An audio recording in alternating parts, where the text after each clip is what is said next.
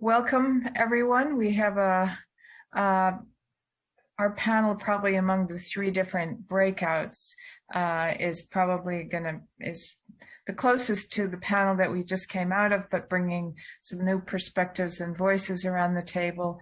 And I'm sure we'll come up with some new angles on this.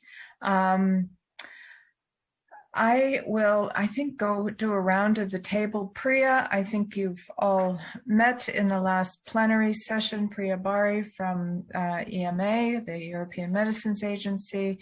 Denise Gray-Felder, who is the president and CEO of the Communication for Social Change Consortium, which I've been a proud board member of and really does some exceptional work before its time, so to speak. And Glen Nowak, who's the director of the Center for Health and Risk Communication, University of Georgia, and has had a key role in the U.S. National Immunization Program for a long time also. And then Sergio Cecchini, the coordinator for the Africa Infodemic Response Alliance, which is a fantastic initiative that is really novel. And I think in the context of outbreaks, a new way of thinking about infodemics in a different information environment, to say the least. I think actually I'd like to pick up on some of the plenary questions and discussion of how do you navigate such a dynamic and changing communication environment without confusing people. How do you keep the coherence while the everything's changing around you all the time? I'm going to start from the other end of the panel this time. Well, other end, I guess everybody shows up differently on everybody's screens, but let me start with Sergio, because one of the things that actually really only came up towards the end of the plenary was the issue of infodemics. And I think it was Priya who reminded us that infodemics are here to stay. So why don't we start on the infodemic topic and turn to Sergio to say a few things about the initiative and just reflections more broadly. Yeah, thank you, Heidi. To start to answer your question, few figures since the start of the COVID pandemic, COVID-related content on social media have been viewed 230 billion times. So these tremendous figures give us a sense of the amount of information that circulated, that was produced since the start of the pandemic, that led to the creation of this new definition of infodemic. So an overload of information circulating around this the response around this disease and the response to this health emergency, and how it was the first time it's a medical organization had to face similar volume of rumors, information, misinformation, and disinformation around a pandemic, not only in countries of intervention, but I would say in the global world. This generated new phenomenon that many organizations, including the one I represent, were not used to deal with at such scale. And also this forced the organization to import techniques, know-how from the corporate marketing sector, like what is called social listening, to understand, detect where the rumors originate, how they spread, the kind of traction they generate, and also, first of all, not ourselves first to get confused or to fall into panic in front of any kind of rumors, and then to be able to prioritize which are the misinformation, the fake news, how to debunk or pre-bank possible misinformation. So to try to respond to these I would say, other kind of the emergency response side, and to help countries and organizations, WHO sponsored the creation of the African Infodemic Response Alliance, which is a network of UN agencies and academic platform and fact checkers organization based in Africa. Over. Great.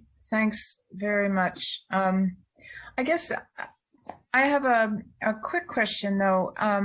I know, and I've sat in on some of the multi-partner sharing, but once in this listening, I think there's this important stage which we are all in different ways trying to get ahead of.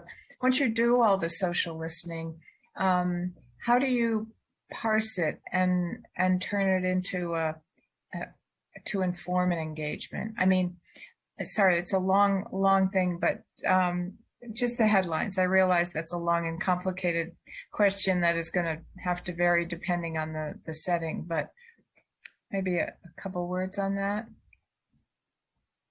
Yes, last year there was a very widely participated seminar organized by WHO to try to frame how the response to infodemic should have been built.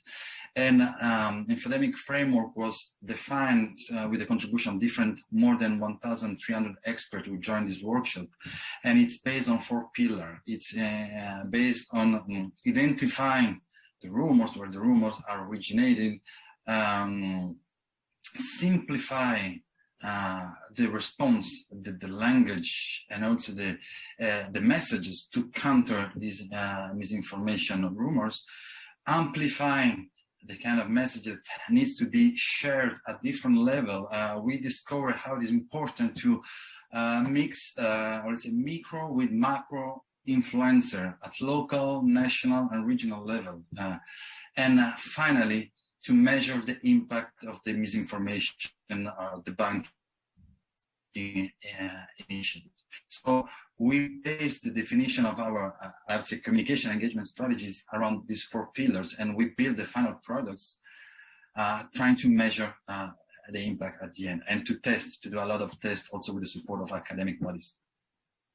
Great, thanks very much. That was a very precise and clear answer. That's great. Let me turn to Glen. Glen, I know we've been on this trail for many years, way before, not dinosaur-like, but certainly before we were facing the nature of the social media and infodemics. In your role at the Center for Health and Risk Communication, how have things, I'd love to hear your insights on how you've evolved a lot of the strategies around communication and engagement to adapt to this new complicated communication environment. I think one thing is to kind of build off infodemics and what Sergio was saying. I think what Sergio finished saying, those are really 4 good principles. But the one thing that struck me, and it struck me because my background is in I started out being interested in advertising and studied advertising and mass communications, and going back 30, 40 years ago when I first began that venture. I was struck by a lot of the persuasion research that was done in the 1930s, 40s, and 50s, the foundational stuff, was always based on the assumption that messages were so powerful that all you had to do was put a message out there into the environment and you could persuade people. And I think what we now see is there's so many messages out there in the environment. Very few of them are persuasive. Very few of them get attention. And so I think one of the things that we spend a lot of time with, or I spend a lot of time with, is reminding people that just because you can monitor something, you can track something, you can count something, doesn't mean it's having impact. In fact, there are 450 to 500 million tweets that go out every single day. The vast majority of them are seen by nobody or very few people. And so I think it's really important when you're talking about how do you communicate in an infodemic is to not get swept up in the volume, because the volume can cause you to go down paths that you shouldn't be going down. We assume that most people are really, really interested as much as we are in these things. And the reality is they're not. Every day, we're all exposed to thousands of advertisements for lots of different products and services, and we cope quite well by ignoring most of it.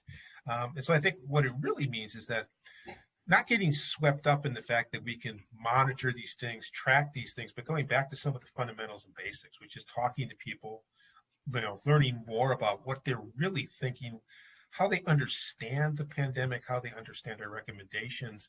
I think doing those kinds of fundamental things becomes a lot really important. And you can lose sight of that because there's so much going on in terms of media monitoring and the ability to capture and content analyze and count stuff that you really have to go back to, let's talk to people who are affected and find out, do they even care about this? How do they understand this? How does it fit into their life? Because that's what's going to really help us make more meaningful communications. And being mindful for your government agency, it's really helpful to know what rumors are out there, what's being shared, but it's going to be difficult for you to insert your agency into social media platforms and conversations because a lot of this is happening in places where you can't just insert yourself. Yeah, I think that's certainly a challenge. And even if you can, it may not be legal or ethical, whatever. Yeah, I think getting to the people that's affected. I guess there was a term that came up a couple times in the previous plenary on the kind of the ecosystem and looking at where the people are at the center, but what are all the various levers that are influencing them. Denise, hopefully I understand you've got some bit of connection problem, but let's while you have it, let's go for it. And which question? Well, just in this current environment of changing information, and when context is changing, when the information on both the virus and the vaccines are constantly, we're having news every day. How do you navigate that and keep people confident and trustworthy and not follow, not go down the wrong behavioral path that hurts them instead of helps them? Right. Okay, thanks. Yeah, I can hear you fine now, Heidi, so we'll keep our fingers crossed. I think that one thing that's really helped, at least in this country, has been the consistency of a trusted spokesperson. And the fact that Dr. Anthony Fauci has now become almost a national hero has really served us well in terms of getting information across to the general body. What we've done, general body being the American citizenry, I think what we do less well is when we have to target it specifically to segments of the population who don't wake up every morning, as most of us probably in this meeting do, and listen to the news or read the New York Times or the London papers. And so there, I think outreach is really important. That trusted spokesperson really has to come from a community or come from a nationality or a background to be more successful than perhaps I might be talking to pick a nationality, a German community in New York City. I think the regularity of the communication is important. Clearly, the two-way nature. The tendency, my experience in healthcare over the last 25 years is when things go bad, the tendency is to push more than to pull information, and we really just, think, oh gosh, we've got to stop them from doing whatever they're doing, or we've got to make sure they understand this, and we're pushing information, and we're not as well and as really tuned into listening to what people are telling us, and why, the lack of vaccines in some communities or lack of the ability to convince people to get vaccinated in some communities is a really good example. I've heard comments like, well, these are really educated people, or these are smart people. Why won't they get vaccinated? And we're not hearing and we're not really processing what they're telling us or not telling us by those actions. So I think regularity, spokesperson, two-way communication, and listening, strong listening is really important. Great. And I will swing back to Priya, back meaning just coming back after the previous panel. I'd love to hear your added thoughts on this in light of, because we really didn't get into some of these other dynamics in the main plenary that I think are really important. No, very true. I mean, what I said in the plenary is that, first of all, we need to understand for ourselves the changing environment, and the listening. Denise also just made a strong point of it is obviously crucial. Now, as regulators, there is also a limit of what a regulatory system can actually do in this respect, because this kind of monitoring of the broader environment is not, well, at least not traditional part of any core work of a regulator. And specifically in times where you just mentioned, how do we deal with the constant influx of data? So the primary task of the regulator is obviously to look after the scientific data, and a lot of resources have to be channeled towards making these assessments happen in very short time frames, while then the communication is equally important. So what we are looking at is also to look at this in the broader context, which is independent from the pandemic, is that increasingly regulators work on impact assessments, like looking how their regulatory actions are actually performing in real world healthcare. And in this context, what we, at least at EMA, are trying is also to use part of this approach now to redirect that allocated resource into looking together with academics how we are doing on this communication side, and what do we have to understand in order to do better. I think what I liked, what Shireen said in the main session, was that behavioral science has so much more to offer now in terms of methods, and that's something I think as regulators we would like to understand much better, because it's not our what we know otherwise, and I think there is still a lot of fear that behavioral science, communication science, social science in general can maybe not provide representative results because it could be subjective, and we are just not so used to this kind of research. So now it's just very recent that regulators have much more opened up to understand the rigor of social science research. And what Glenn said about the filters triggered a thought in me that I think to understand much more about the cognitive processes and what passes the filter, what comes up, what does catch attention, and what goes below that filter unattended to. That's something I personally would like to understand much more. And I think these are the ways how we can react to the changing environment. So leverage some of the ongoing initiatives and redirect or use them now in the situation we are in, but also preparing for understanding new concepts and different sciences and other methods to help us. Yeah, thank you. Thanks, Priya.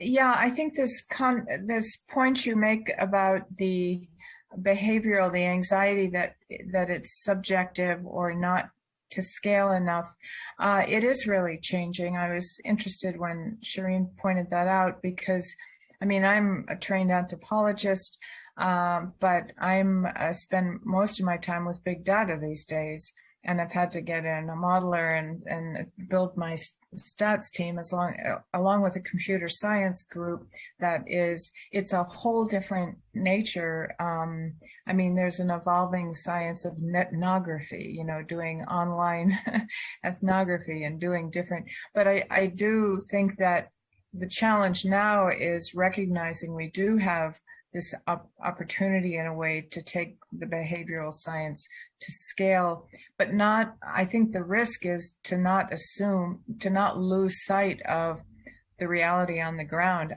offline, because it's still, in most parts of the world, the dominant part of people's lives. So I think, the next iteration is how do we bring this together in a sense, or the bigger picture. And I think that I'd like to come back to Sergio because it's fascinating work that has come up in Africa, but I've been also I'm just curious how this could play out in different parts of the world. I mean, I see a different impact of infodemics in Africa than in other settings. When we look at the knock-on effects, I see more shock reactions than, for instance, the same rumors in Africa might change people's minds, but you don't have this mass reaction where people will run in and break the windows in a schoolhouse because they're afraid that their children are going to be forcefully vaccinated because some what's up told them that the army's come to forcefully vaccinate them. You wouldn't see that kind of really dramatic reaction in the same way. But what do you think about the approach you're using in different settings culturally, but also just in terms of information landscape? Is what we see in terms of information landscape. It's a huge divide among different African countries based on language and also internet penetration. So we see, for example, measuring vaccine hesitancy, that we have a stronger rate of vaccine hesitancy in Francophone countries.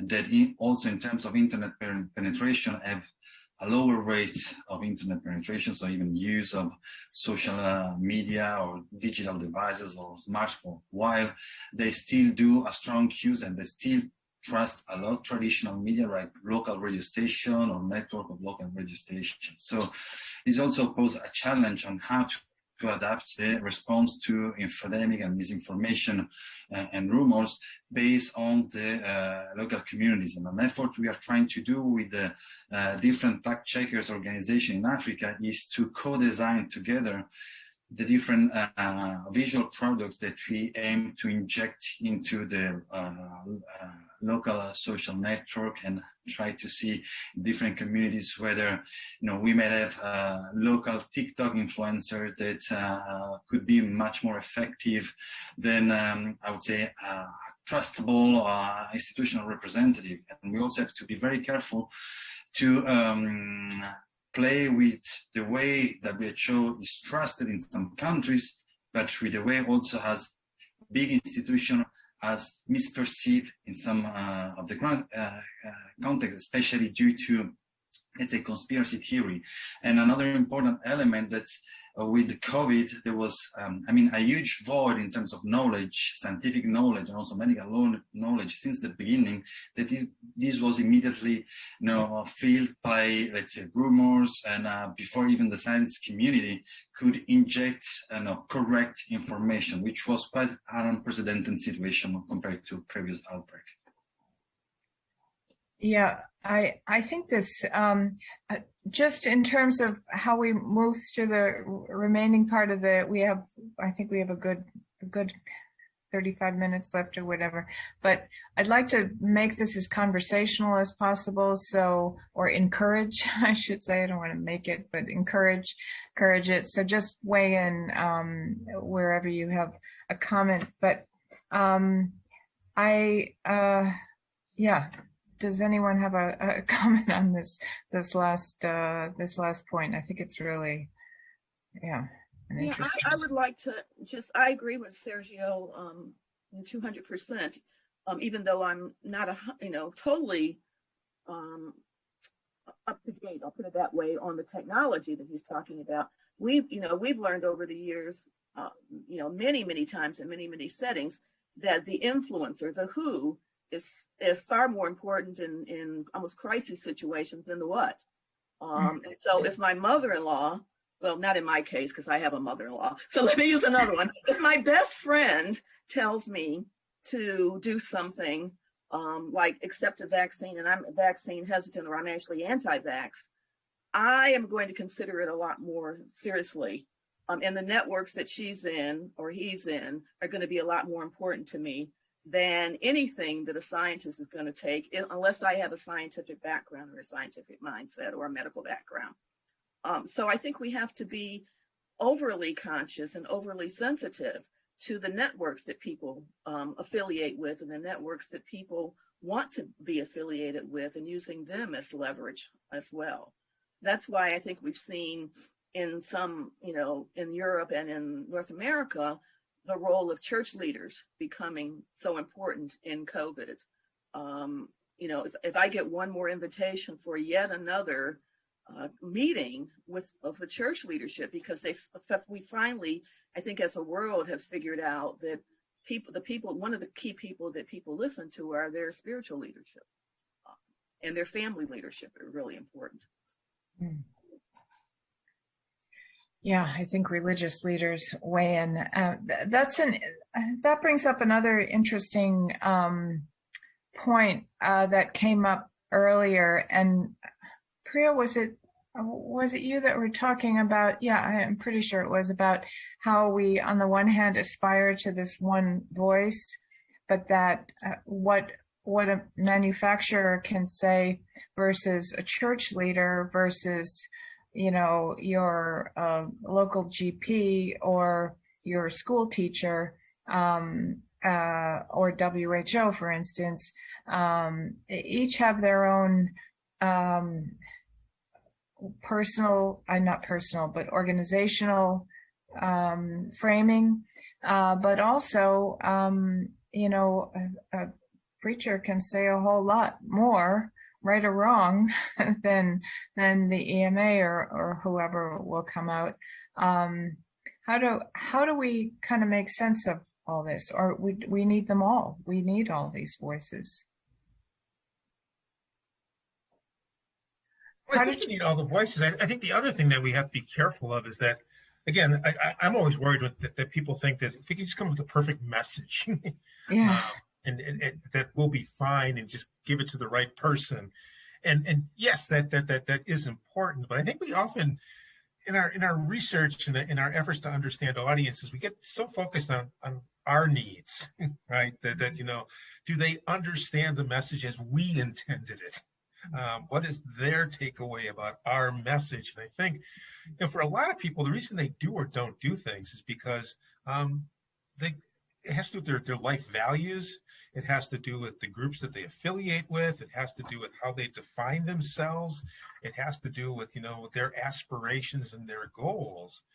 And if we are going to find successful, influential people, you really have to find people who are a lot alike, who are trusted by those people, who are like those people, but somehow have decided that they're going to do something different, like get the vaccine, where everybody else in the group is saying, I'm not going to get the vaccine. But you have to find the handful of individuals who have done what you're trying to get others to do. And that can be really difficult. And then you have to get them to come onto your side and publicly, or among that group, be willing to take that position.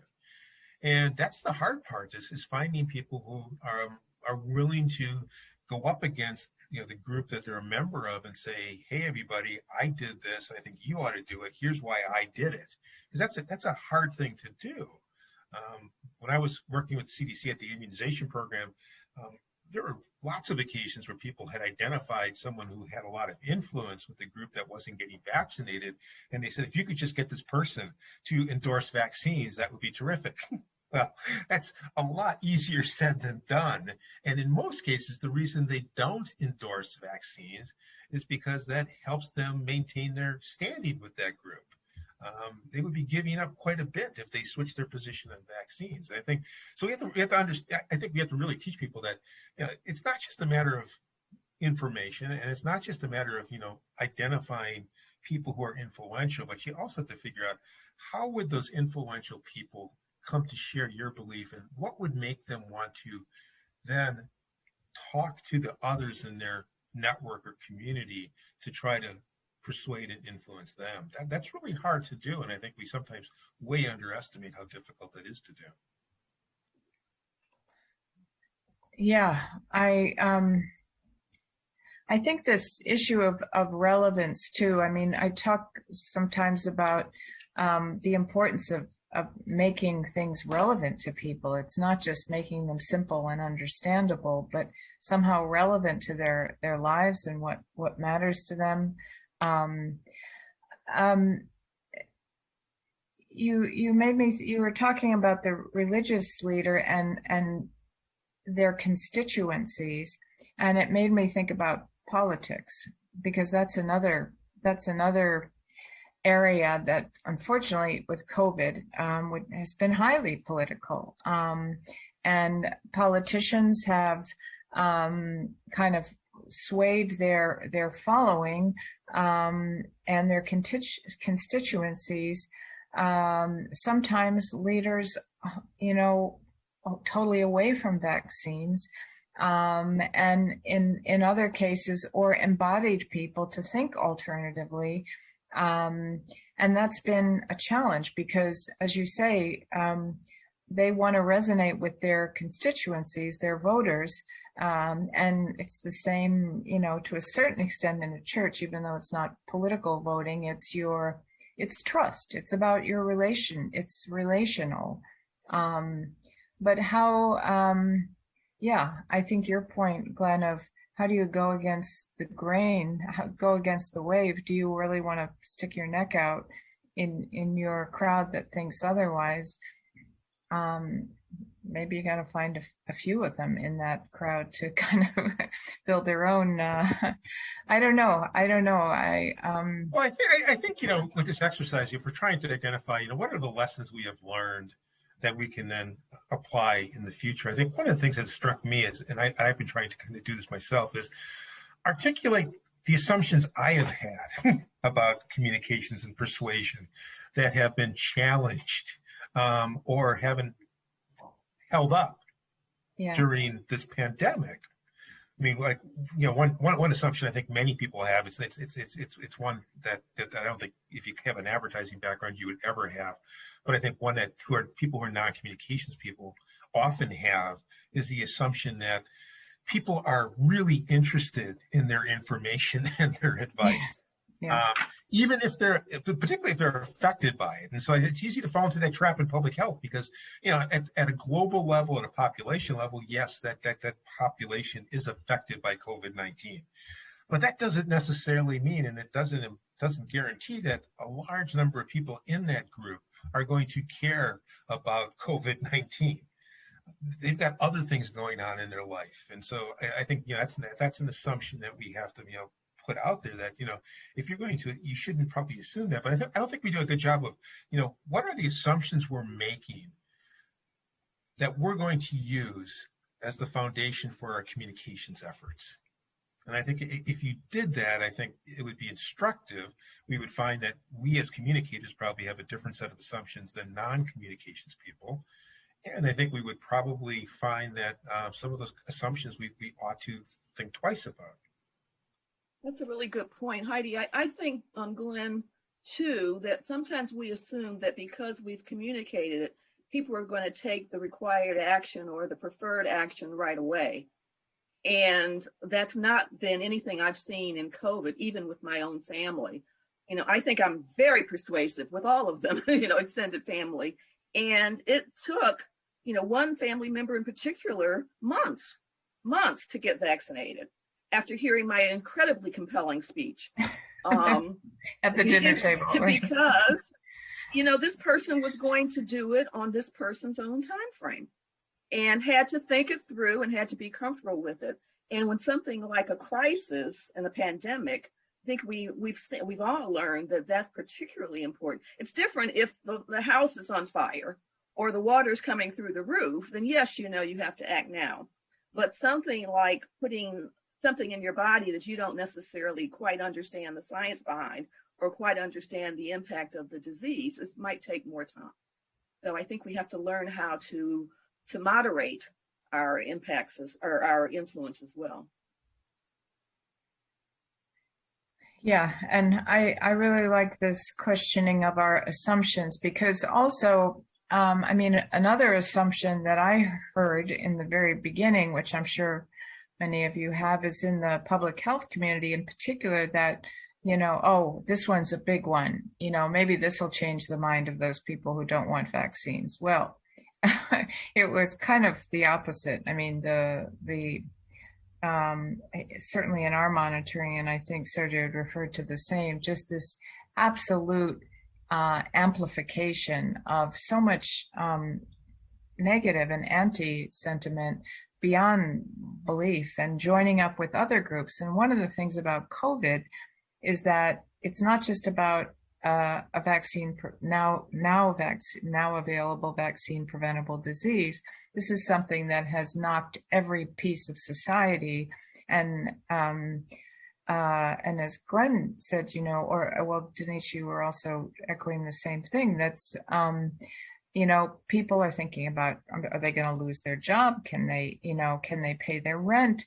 They're worried about their extended family. There's all kinds of, people postpone their marriages. All kinds of things are going on that are way beyond the vaccine question, or others. What are we going to take from all this? What can we do in this environment that could change the landscape moving forward? Are there things that if we start to do them differently now, they'll stick after COVID? Or maybe we don't want them to stick, but maybe we do. I think one thing that would be important, and it gets back to my point about assumptions, is it's been often assumed even before COVID that somehow good communicators or communications can overcome lack of scientific consensus or clarity or poor policies. And I think a point that was made in the previous plenary was that everything communicates. And if the scientists and the policymakers haven't formulated a really strong policy, you can't overcome that in the communications process. You just can't, quote unquote, message your way out of that. Or oftentimes where public health experts get themselves in trouble is that when they make a policy recommendation, they don't realize that it often is going to lead to not just, people questioning the foundation for that, but also to a lot of operational questions. And it quickly gets into the operational space. And they often don't realize that they need to be really well prepared in the operational space. And if you're not well prepared in the operational space, what you then end up inadvertently communicating is that it doesn't look like you really thought this out completely, or it wasn't well thought out. So I think one thing going forward, to get back to your question, was I think communications people need to work more closely with scientists and policymakers and regulators to get them to understand that a lot of communication success starts sooner than you imagine, in terms of, how will this policy be interpreted? What environment will this policy go into? Is it something that most people are going to welcome, or is it going to be something that most people are not going to welcome or not understand? And then what can we do with the policy that will help us with our communications? That's really important point. And Priya, you were starting to weigh in there. Yeah, thank you. Yeah, I was just thinking that, well, unfortunately, the world has a lot of inequity, and not everybody has access to healthcare professionals. But those who have, in all surveys, very consistently, as far as I understand, around the globe, come to conclusion that most people do trust their healthcare professionals if they have access. And I think the healthcare professionals are in a very crucial role to be able to mitigate between the multiple voices and the multiple information people get, and to tailor that for the patient and figure out together what is relevant for you there, and how can we come to a benefit risk profile of taking a certain action for you in your situation right now. Can be even different tomorrow, depending on where you live, how you live, with whom you live. And then people get, I think the healthcare professionals are really crucial. And I often wonder if, I know that from the pandemic, H1N1 pandemic, one of the critique we got at the time and lessons learned, which were established at the time, that the healthcare professionals felt there was not enough specifically targeted to them to enable them to do their job good, because we are very focused on the public health aspect. But how do we actually help healthcare professionals to be able to be good advisors for their individual patients? I think that's a direction we should further develop. Yeah, and I think that, I mean, there's a whole other challenge with healthcare professionals who are hesitant when it comes to vaccines. And that's another challenge.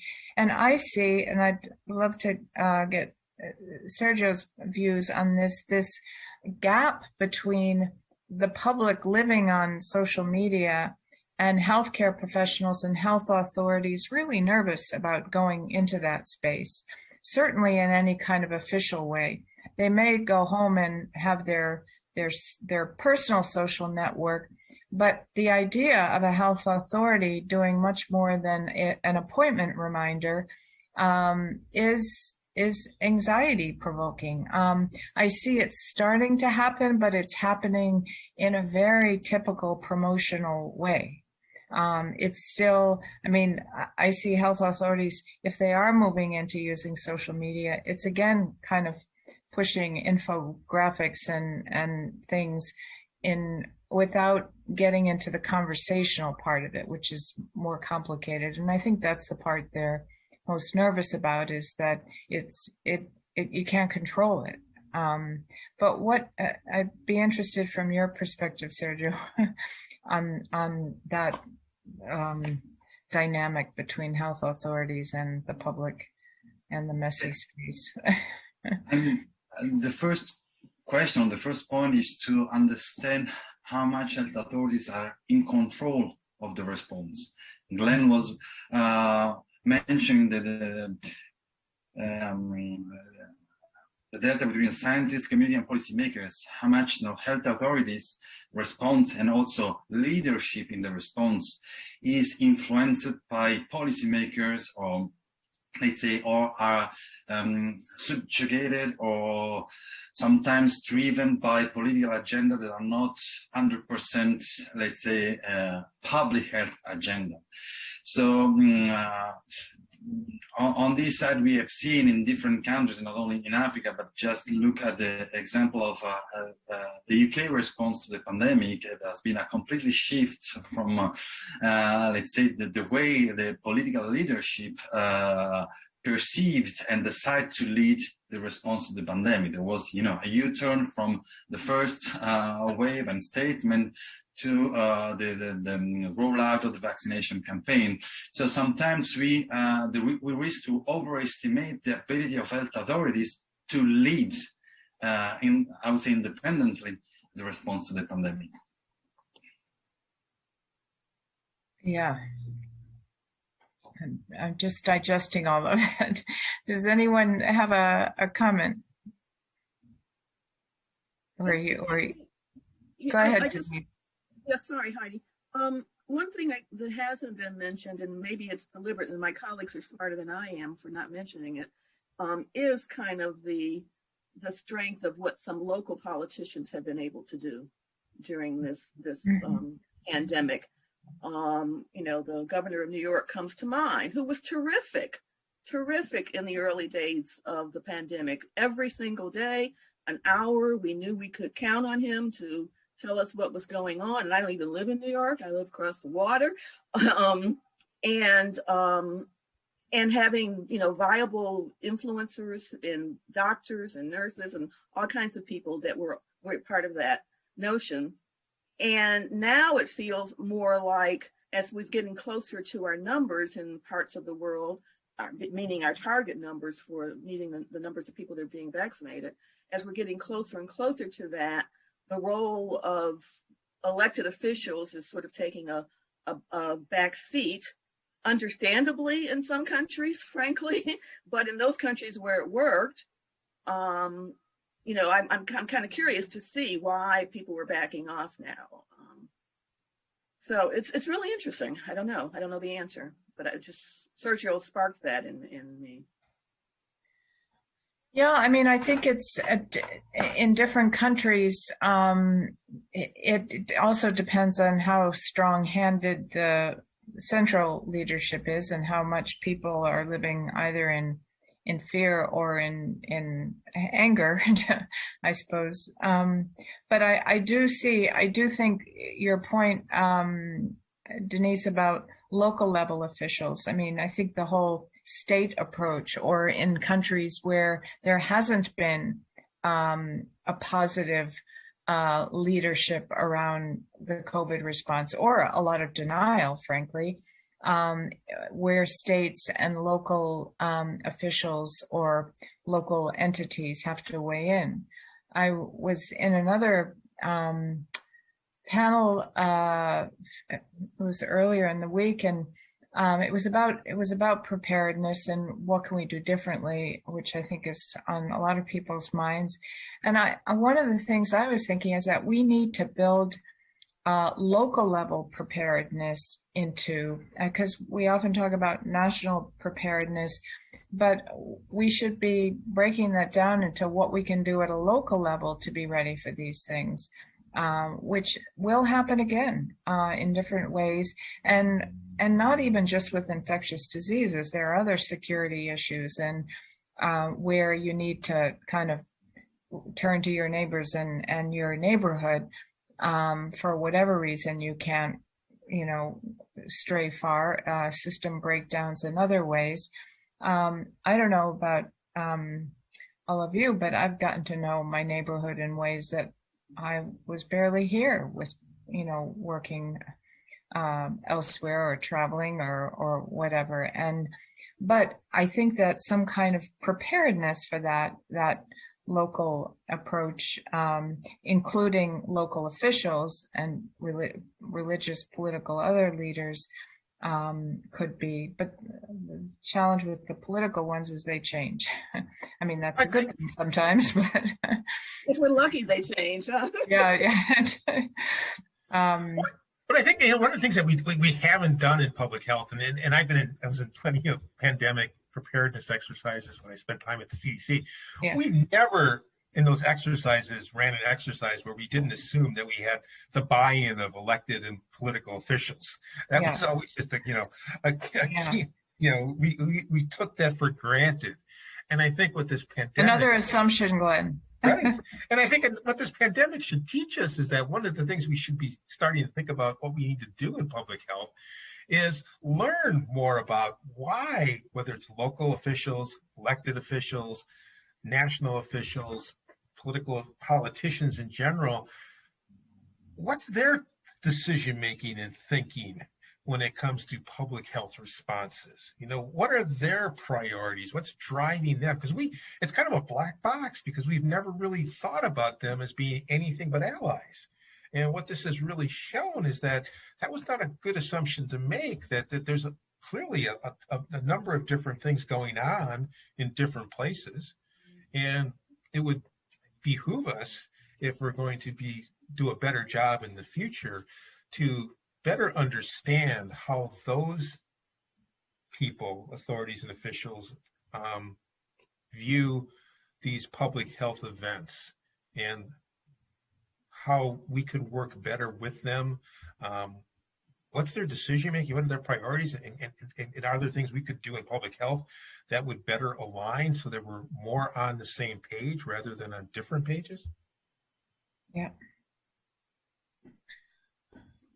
Yeah, I mean, I who would have guessed that there were so many national leaders in the context of COVID who didn't think either were in denial or led their population in a different way, or weren't part of the global consensus, as it were. And that was certainly, I think, a surprise to some, not all, but yeah, I think we could do a bit of homework on that, because some of it will depend on the individual leader. But to your point, Glenn, in a preparedness point of view, if we started to involve the atypical, because with COVID, this has hit sectors way beyond health. And we don't always in public health always stray too far from, as they say, don't let go of the beach too much. Don't let go of the shore too much. But I think we've had an opportunity here to kind of be reminded that this is affecting everybody, and we need to hear different views. I'm going to turn back to Africa.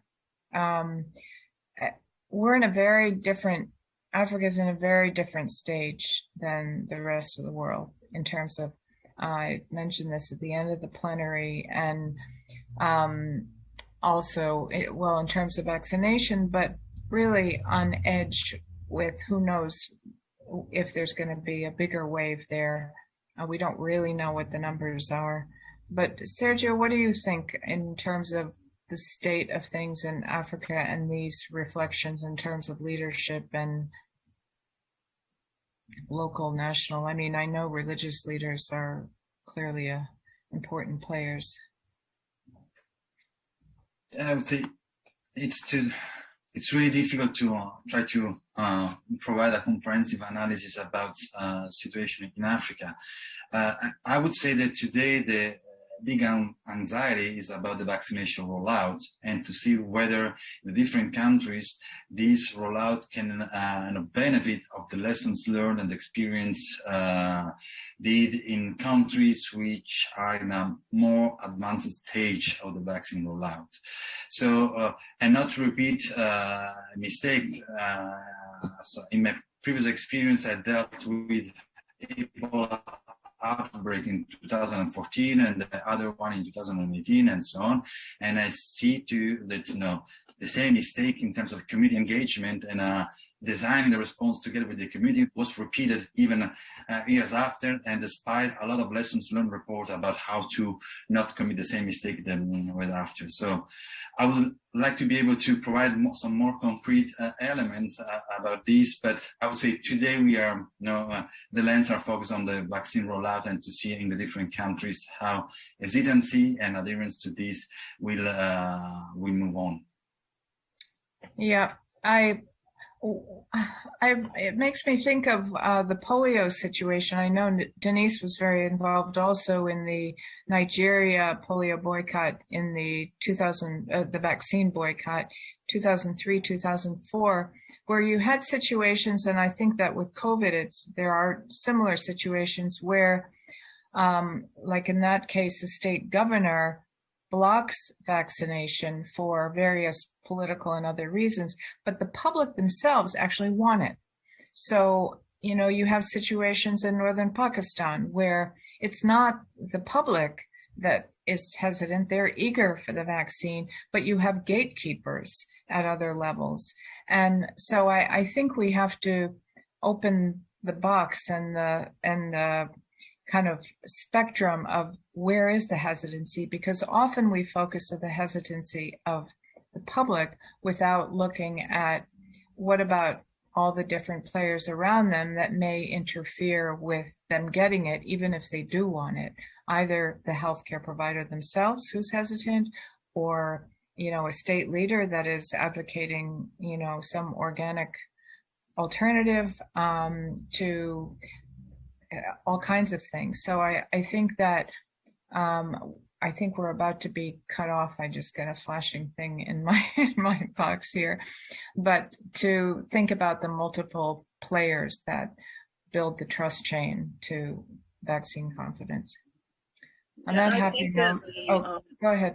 I'm sorry, real quick. I think in countries like Nigeria and Ghana in particular, the bigger, more developed in South Africa, one of the things that we're hearing a lot is that there's a strong worry that the vaccines will be distributed to people in power first, and not to people in greatest need, because they live in communities where there's lots of people with no good health care.